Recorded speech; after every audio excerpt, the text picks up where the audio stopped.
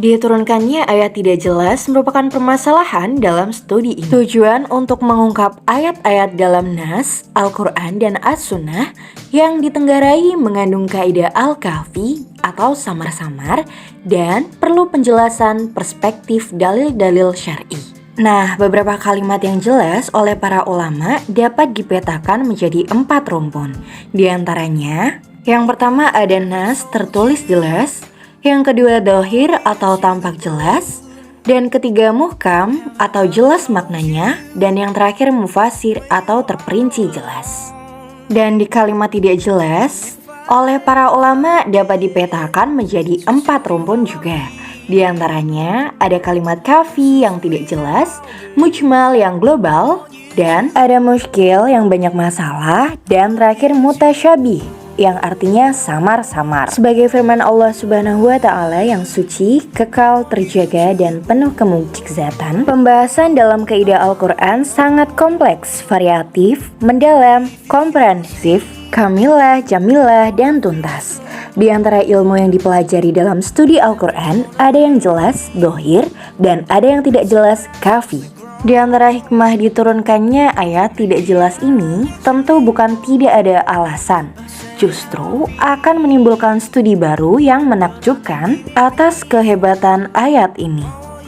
Redaksi yang tidak jelas maknanya karena ada dalil atau petunjuk dari luar, bukan karena faktor sigot, lafaz itu sendiri.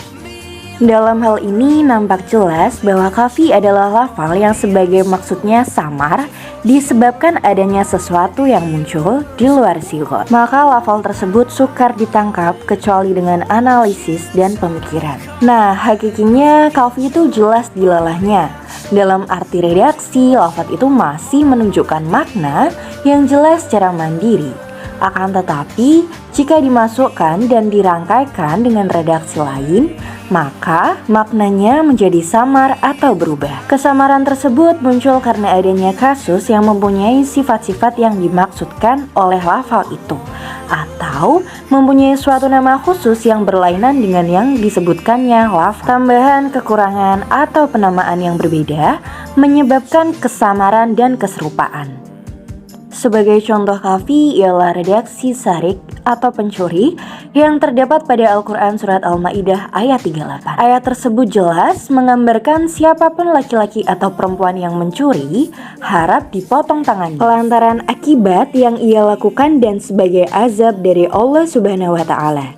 Sesungguhnya Allah Maha Kuasa lagi Maha Berhikmah. Sesungguhnya makna kalimat pencuri dalam terjemahan tersebut sangat jelas, dan semua orang memahaminya bahwa itu bermakna pencuri. Akan tetapi jika ayat itu disandingkan dengan berbagai kasus lain seperti mencopet atau merampok, menodong, maka akan lain maknanya dan hukumnya. Termasuk mencuri kain kafan mayit di dalam kuburan, maka akan juga lain makna dan status hukumnya. Oleh karena itu, kedua makna tersebut termasuk jenis kalimat yang tidak jelas alias samar.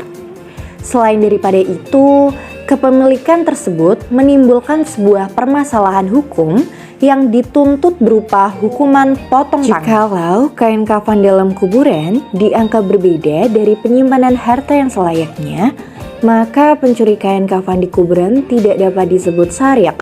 Demikian itu, meskipun kedua orang yang melakukan tindakan tersebut berdosa, namun hukuman potong tangan tidak dapat dikenakan atas mereka.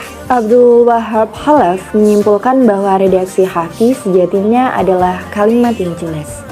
Akan tetapi jadi tidak jelas lantaran disandingkan pada kalimat tertentu dan pada kasus tertentu. Nah, berbeda juga dengan pendapat mazhab Imam Abu Hanifah, Imam Malik, Imam Syafi'i, dan Imam Ahmad bin Hanbal, bahwa pencopet dan pencuri kain kafan masuk ke dalam keumuman kata syariat karena makna pencurian terbukti ada pada mereka.